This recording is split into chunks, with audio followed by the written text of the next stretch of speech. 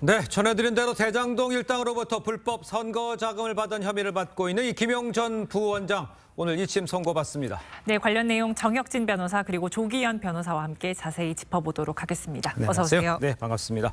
자, 일단요 다시 한번 좀 정리를 해드리면 김용 전 부원장 유동규 전 본부장을 통해서 남욱 변호사로부터 8억 4,700만 원의 불법 선거 자금을 받았다는 게 이게 검찰의 주장입니다. 그러니까 제가 여쭤보고 싶은 거는 유무죄를 가를 핵심 쟁점 이건 뭡니까?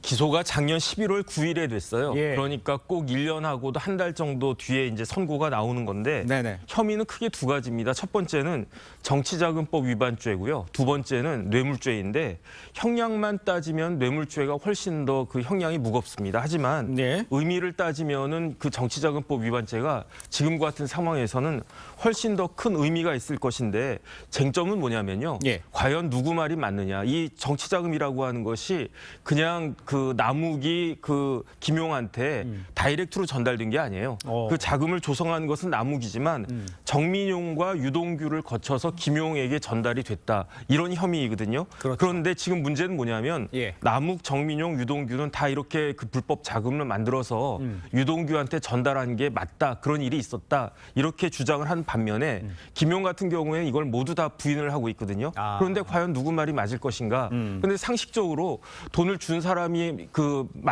내가 돈을 준 사실이 있다라고 이야기하는데 안 받았다라고 이야기한들 그것이 과연 합리적인 것인가? 더 중요한 건 뭐냐면요. 예. 재판 과정에서 위증의 정황이 드러났단 말이죠. 그렇기 때문에 어쨌든 또 더 중요한 거는 이번에 검찰이 구형을 했는데 김용에 대해서는 징역 12년과 벌금 3억 8천, 추징금 7억 9천을 구형을 했거든요. 예. 네. 그런데 그렇다고 해서 유동규, 남욱, 정민용이 그 혐의가 없거나 무죄인가? 그것이 아니에요. 유동규에 대해서는 징역 1년 6개월에 추징금 1억 4천, 남욱과 정민용에 대해서도 징역 1년을 구형했단 말이죠. 그러니까 결국은 유동규, 남욱, 정민용 이런 사람들이 본인이 처벌받을 것을 알면서도 돈을 줬다라고 이야기하는 것에 신빙성이 있는 것인가? 돈을 받았다라고 인정되는 그 김용이 아무리 부인을 한다고 한들 그 말이 인정될 수 있을 것인가? 거기에 따라서 오늘 그 재판의 결과가 나올 것이다. 이렇게 판단할 수 있을 것 같습니다. 알겠습니다. 네, 유동규 전 본부장 이재명 대표와 측근들에게 불리한 진술을 쏟아내고 있습니다. 유동규 전 본부장의 이 진술의 신빙성 이게 오늘 첫 법원의 판단이라고 볼 수도 있겠네요. 네, 그렇죠. 그 김용 부원장 사건도 그렇고 예, 지금 이재명 대표에게 적용된 대장동 배임죄 사건도 그렇고요. 모든 사건이 유동규 전 본부장의 진술로 다 구성이 되어 네. 있습니다. 예. 뭐 직접 증거로는 정민용 그 녹취록이 있긴 한데요. 그 네. 외에 대부분의 공소 사실이나 범죄 사실이 유동규 본부장의 진술로 구성이 돼 있기 때문에 오늘 이 재판 결과는 결국에 유동규 본부장의 진술의 신빙성을 법원이 인정하느냐, 않느냐 이 관건이 돼 있기 때문에 네네. 오늘 결과에 따라서 향후 모든 재판에 영향을 미치는 것은 분명해 보이고요. 네. 어찌됐든 유동규 본부장의 어떤 진술에도 불구하고 나와 있는 어떤 녹취록의 내용 또 지금 이 사건의 정민용 그 변호사도 예. 돈 전달 과정을 인지한 것처럼 얘기는 하고 있지만 직접 목격한 부분에 대해서는 진술이 또 왔다 갔다 했습니다. 예. 이런 부분을 이제 법원이 어떻게 판단하느냐, 유동규 본부장의 진술만을 가지고 이게 김용 부원장까지 전달됐느냐에 대해서 어떻게 판단하느냐가 이게 관건일 것 같습니다. 알겠습니다. 네. 지금 말씀하신 대로 유동규 본부장의 진술의 신빙성을 재판부가 어떻게 판단하느냐 이게 지금 중점이 되겠죠. 이 대표 관련 의혹에 이제 키를 쥐고 있는 인물이 유동규 본부장입니다.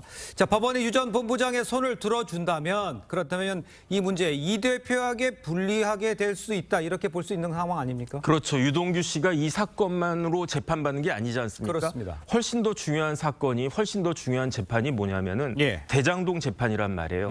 그런데 이 사건하고 대장동 건하고는 직접적인 관련은 없지만 결론적으로는 뭐냐면은 유동규가 이 사건에 있어서 진실을 이야기했느냐 거짓말을 이야기했느냐에 따라서 굉장히 정황적으로 의미가 달라질 수밖에 없는 게 네. 여기서는 거짓말한 사람이 저쪽 가가지고 진실 이야기할 것인가 여기서는 진실을 이야기했는데 저쪽 가가지고는 거짓말 이야기할 것인가 이렇게 되지는 않잖아요. 그렇죠. 그러니까 만약에 이 사건에서 유동규가 이야기한 것이 진실이다라고 하면 대장동 관련해서 지금 계속 증인으로 나와가지고 이재명 대표에게 불리한 진술을 쏟아내고 있는데 예. 그 진술은 그렇다면 그 거짓이라고 볼 수가 있을 것인가? 그 진술도 진실이라고 그 인정될 가능성이 훨씬 더 높은 것이 아닌가?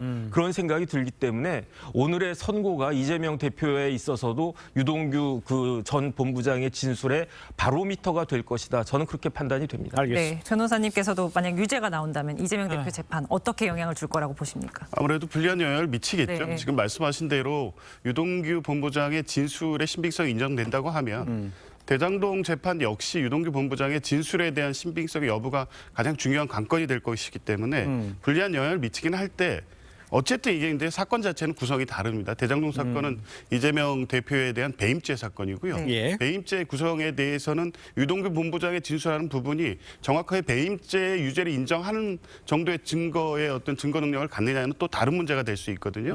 몇 가지 진술에 대해서 신빙성이 인정된다고 하더라도 그대로 바로 배임죄 유죄로 연결되지는 않을 수도 있기 때문에 네. 예. 오늘 재판이 만약 유죄로 나온다고 해서 그게 곧바로 대장동 재판에서 이재명 대표에 대한 유죄 판결로 이어질 가능성이 그런 건 높다. 아니다. 이렇게 보기는 어렵습니다. 알겠습니다. 네. 자, 지금 저희가 이제 만약을 자꾸 이야기하고는 있습니다만 이제 만약 오늘 김영전 부원장 유죄가 나온다면 불법 선거자금 이재명 대표가 얼마나 개입했는지 이것도 좀 규명해야 될 부분은 맞는 것 같아요. 그 김용 그 부원장이 유동규 씨에게 돈을 요구한 게 언제냐면 20억을 요구했다라고 했는데 2021년 2월 달이에요. 그건 뭐냐면은 작년 대선을 약 1년 정도 앞두고 나서 20억을 요구했단 말이죠. 예. 그런데 유동규, 뭐 남욱 이런 사람들이 김용만을 보고 20억이라고 하는 큰 돈, 결국은 이제 8억 4,700이 될지 6억이 될지 모르겠지만 그렇겠죠. 수억에 상당한 엄청난 돈을 김용만을 보고 주었겠는가? 거기에 대해서 의문이 있지 않습니까? 예. 그다음에 실질적으로 돈이 오간 시점이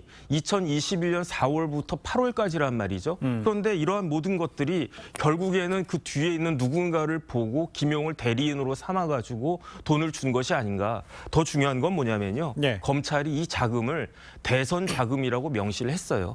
그렇기 때문에 만약에 이제 오늘 유죄가 나온다라고 하면 이 돈의 궁극적인 그 종착지는 김용이 아니고 대선 자금이다. 이렇게 볼 수밖에 없기 때문에 추가적인 규명, 추가적인 수사는 반드시 필요할 것이 아닌가. 저는 그런 생각이 듭니다. 만약에 무죄가 나온다면 또 이야기가 달라질 수 있겠지만 예. 유죄가 나온다라고 하면 그 끝까지 다 파헤쳐야 되는 것이 아닌가 하는 생각이 듭니다. 알겠습니다. 네, 변호사님께서 이번 재판의 유죄가 곧바로 이재명 대표 재판의 유죄로 연결되는 건 아니다 이렇게 말씀하셨는데 만약에 무죄로 나온다면 어떻게 보세요?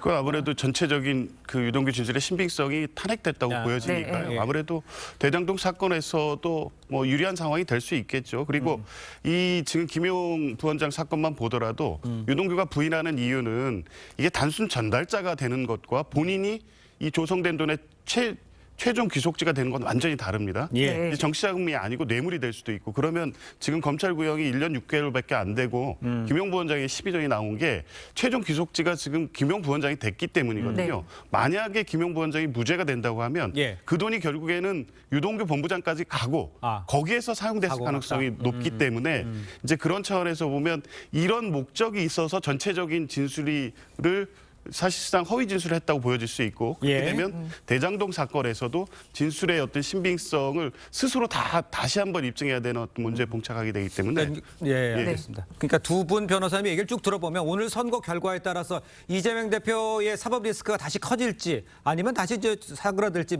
여기에 기로에 서 있다 이렇게 보면 되겠네요. 이재명 대표의 사법 리스크는 당연히 본인의 재판이 제일 중요한 사법 리스크가 되겠죠. 예. 특히 이제 내년에 총선을 앞두고 있는데 위증죄와 공직선거법 위반죄가 내년 총선 전에 판결이 나올 것이냐 그것이 가장 중요한 문제가 될 텐데 네. 이 사건도 사실은 굉장히 중요한 사건 중에 하나고요. 네. 오늘 어떤 결과가 나오느냐에 따라 가지고도 영향이 상당히 있을 텐데 또 다른 중요한 사건이 있습니다. 그 사건이 뭐냐면 이화영 부지사 재판이에요.